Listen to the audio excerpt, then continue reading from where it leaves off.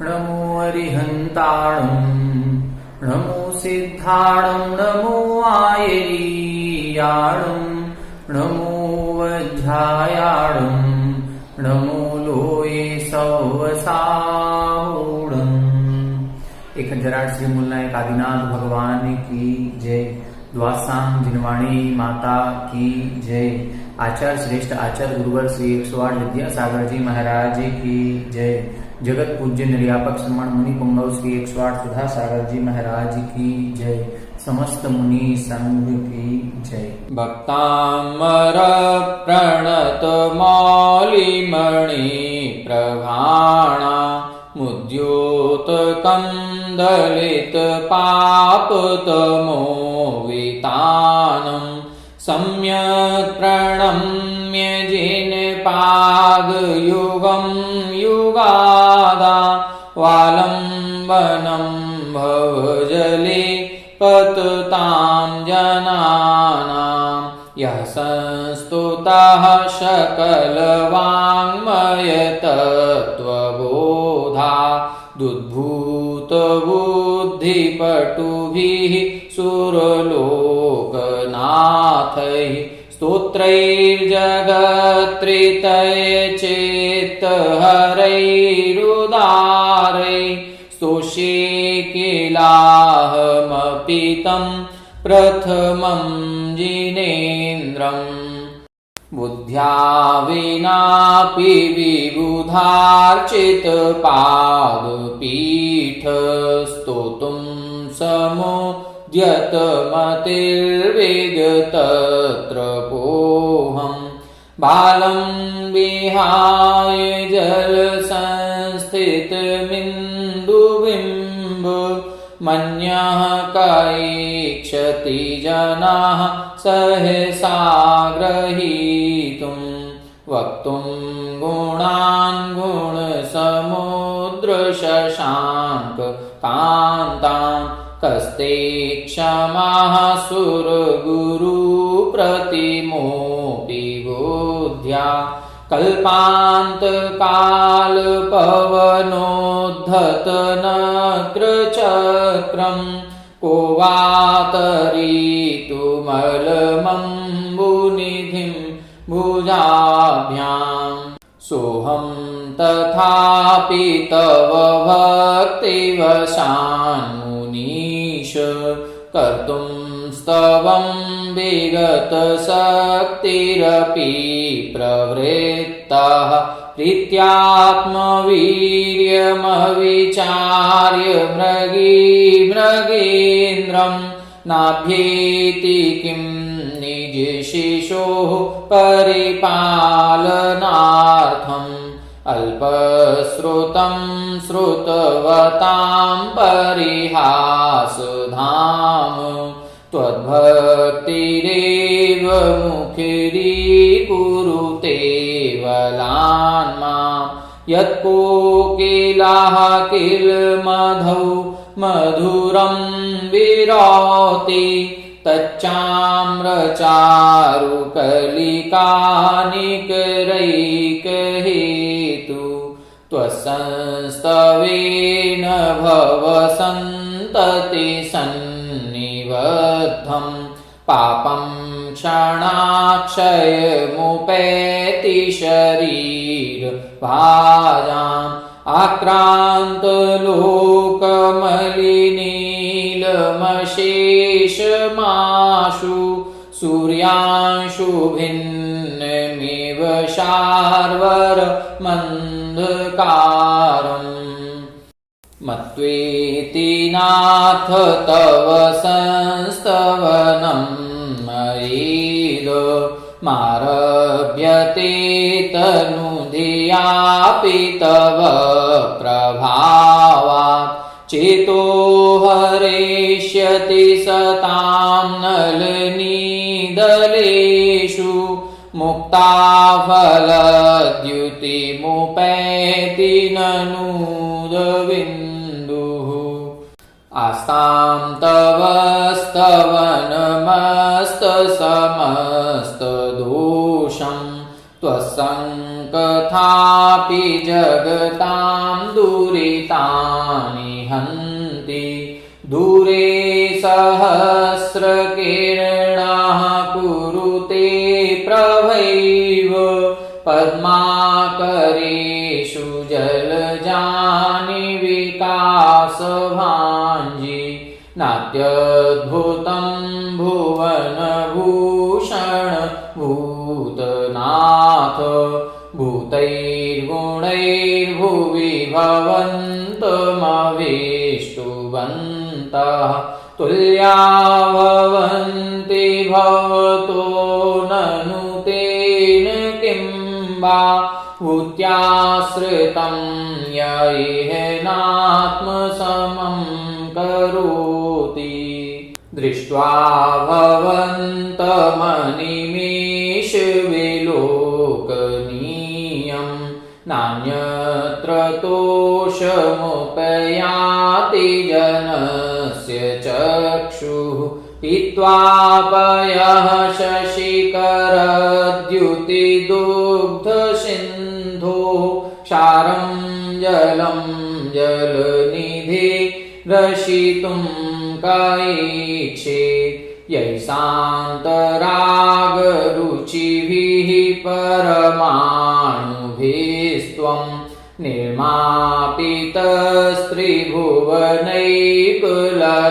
निर्मापितस्त्रिभुवनैकललामभूत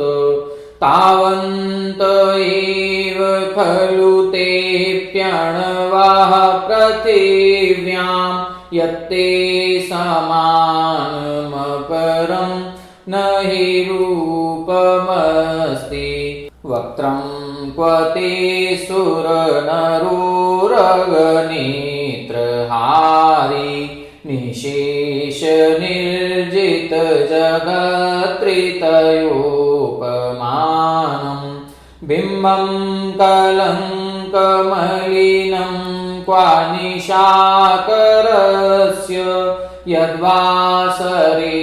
भवति पाण्डुपलाशकल्पं सम्पूर्णमण्डलशशाङ्ककलाकलाप शुभ्रागुणास्त्रिभुवनं तव लङ्घयन्ति ये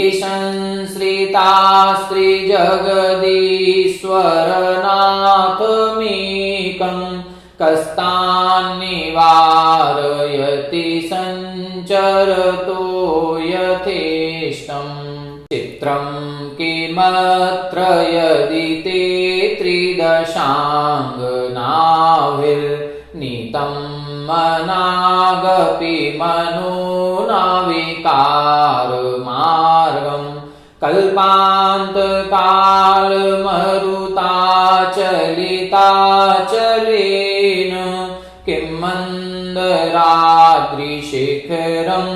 चलितं कदाचित्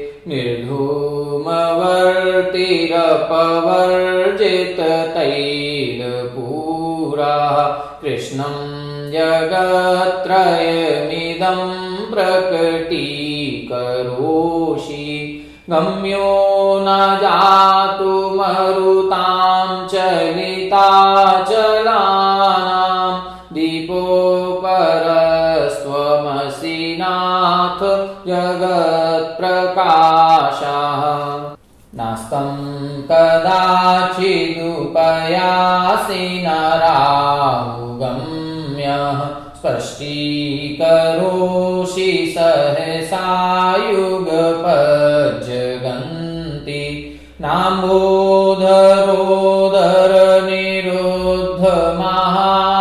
नाम्बोधरोदरनिरुद्धमहाप्रभावः सूर्यातिशायि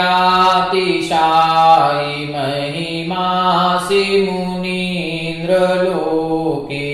नित्योदयं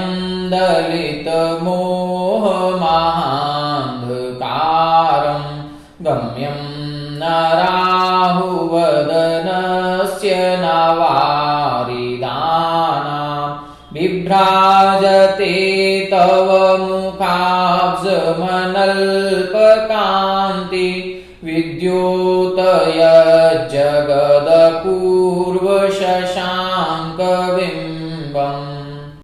सर्वरीषु शशिनान्निविवस्वतावा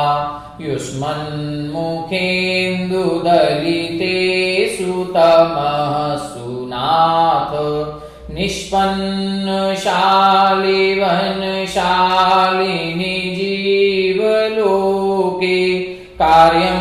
कियज्जलधरैर्जलभारनम्रै ज्ञानं यथा त्वयि विभाति कृतावकाशं नैवं तथा हरिहरादिषु नायकेषु तेजो महामणिषु याति यथा महत्त्वं नैवं तु काच शकले किरणाकुलेऽपि मन्ये वरं हरिहरादय एव दृष्टा दृष्टेषु येषु हृदयं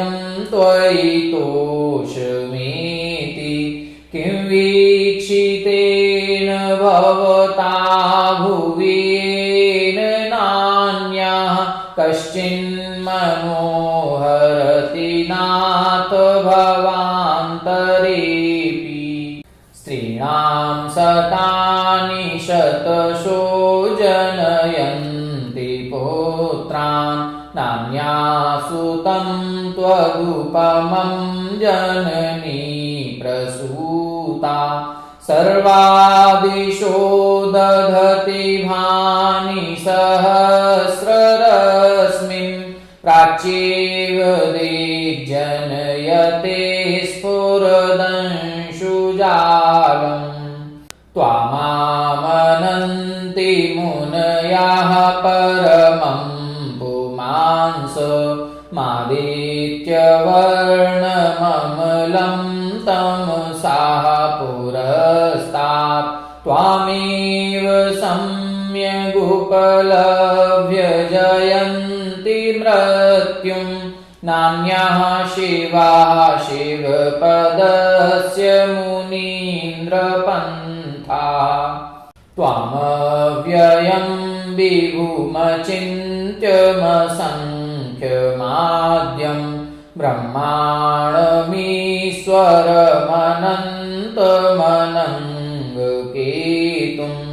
योगीश्वरं विदितयोगमनेकमेकं ज्ञानस्वरूपममलं प्रवदन्ति सन्तः बुद्धस्त्वमेव विबुधार्चितबुद्धिबोधात् त्वं शङ्करोऽसि भुवनत्रय शङ्करत्वात् धातासि धीर शिवमार्गविधेर्विधानात् व्यक्तं त्वमेव भगवन् पुरुषोत्तमोऽसि तुभ्यं नमस्त्रिभुवनार्तिहराय नाथ तुभ्यं नमः क्षितितलामलभूषणाय तुभ्यं नमस्त्रिजगताः परमेश्वराय तुभ्यं नमो जिह्वोदधिशोषणाय को विस्मयोऽत्र यदि नाम गुणैरशेषैस्त्वं संश्रितो निर्वकाशतया मुनीश दोषैरुपात्तविविधाश्रयजातगर्वैः स्वप्नान्तरेऽपि न कदाचिदपीक्षितोऽसि उच्चैरशोकतरुसंश्रितमुन्मयूख मा भाति रूपममलं भवतो नितान्तं स्पष्टोल्लसत्किरणमस्ततमोवितानं बिम्बं रविरिव पयोधर पार्श्ववर्ती सिंहासने मणिमयूखशिखा विचित्रे बिभ्राजते तव वपुः कनकावदातं बिम्बं वियद्विलसदंशुलतावितानं तुङ्गोदयाद्रिशिरसीव सहस्ररश्मेः कुन्दावदात चलचामरचारुशोभं बिभ्राजते तव वपुः कलधौतकान्तम्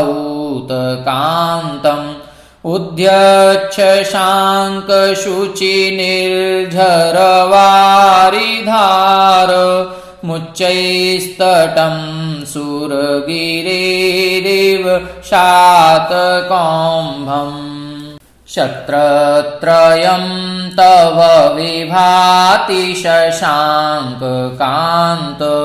मुच्चैः स्ततं स्थगितभानुकरप्रतापं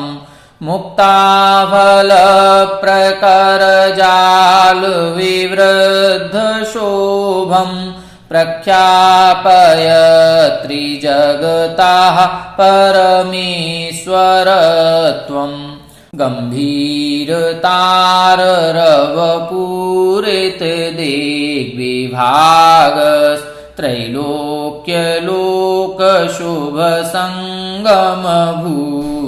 गम्भीरताररवपूरितदिग्विभागस्त्रैलोक्यलोकशुभसङ्गमभूतिदक्षाः सद्धर्मराज जय घोषण घोषकाः सन् खेदुन्दुभिर्ध्वनति ते यशसाः प्रवादी मन्दारसुन्दरनमेरुसुपारिजात सन्तानकादिकुसुमोत्करवृष्टिरुद्घा गन्धोदविन्दुशुभमन्दमरुत्प्रपाता दिव्या देवः पतति ते वचसां ततिर्वा शुम्भत्प्रभावलय भूरि विभाविभोस्ते लोकत्रये द्युतिमतां द्युतिमाक्षिपन्ति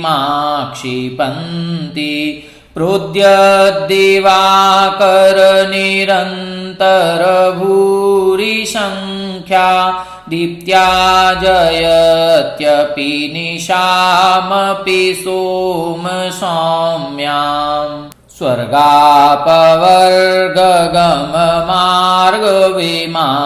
स्वर्गापवर्गगममार्गविमार्गणेष्टः सद्धर्मतत्त्वकथनैकपटुस्त्रिलोक्याः दिव्यध्वनिर्भवति ते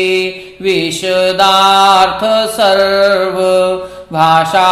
स्वभाव परिणाम गुणैः प्रयोज्यः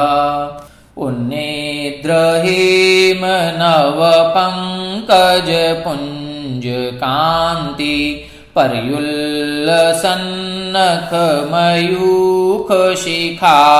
पर्युल्लसन्नखमयूखशिखाभिरामौ पादौ पदानि तव यत्र जिनेन्द्रदत्ताः पद्मानि तत्र विबुधाः परिकल्पयन्ति इत्थं यथा तव विभूतिरभूजिनेन्द्र धर्मोपदेशन विधौ न तथा परस्य यादृक्प्रभादिनकृताः प्रहतान्धकारा तादृक्कुतो ग्रहगणस्य विकासिनोऽपि स्योतन्मदाविलविलोलकपोलमूल मत्तभ्रमद्भ्रमरनादविवृद्धकोपम् ऐरावताभमिव मुध्यतमापतन्तम् दृष्ट्वा भयं भवति नो भवदाश्रितानाम् भिन्नेव कुम्भगलदोज्ज्वलशोणिताक्त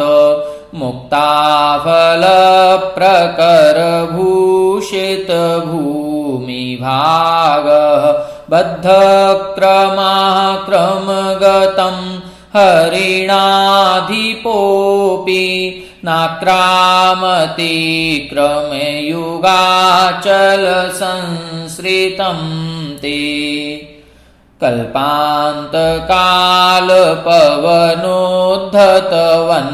कल्पान्तकालपवनोद्धतवह्निकल्पं दावानलं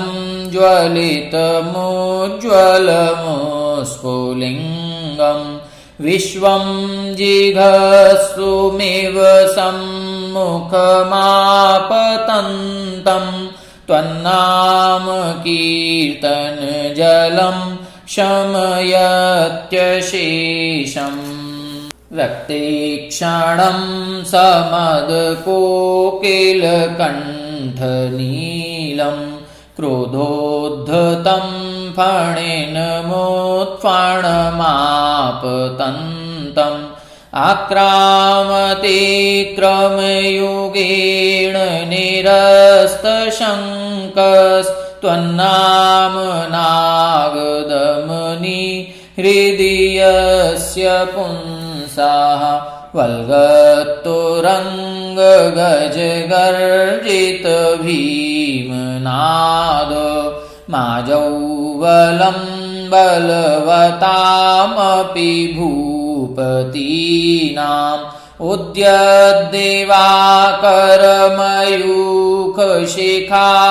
उद्यद्देवाकरमयूखशिखापविद्धम्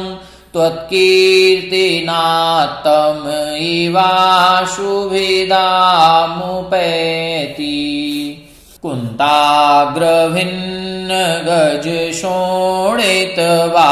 कुन्ताग्रभिन्नगजशोणितवारिवाह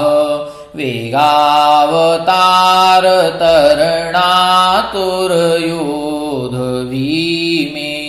युद्धे जयं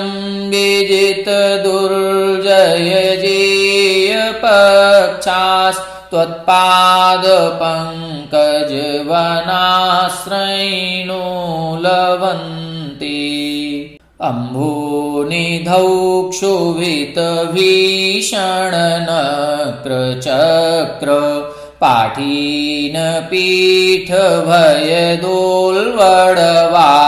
पाठीनपीठभयदोल्वडवाडवाग्नौ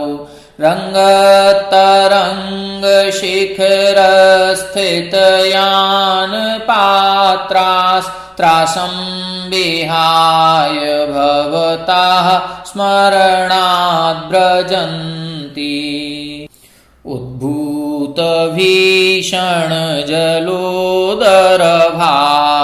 उद्भूतभीषणजलोदरभारभोग्नाः शुच्यां दशामुपगताश्च्युतजीविताशाः त्वत्पादपङ्कजरजोऽमृतदिग्धदेहा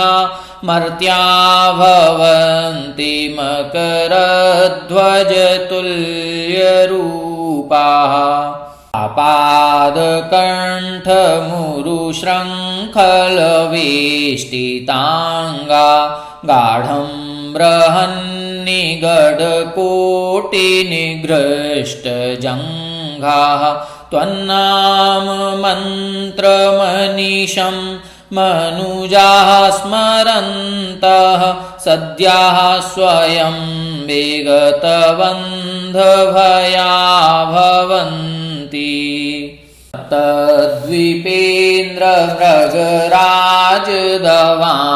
तद्विपेन्द्रमृगराजदवानलाहि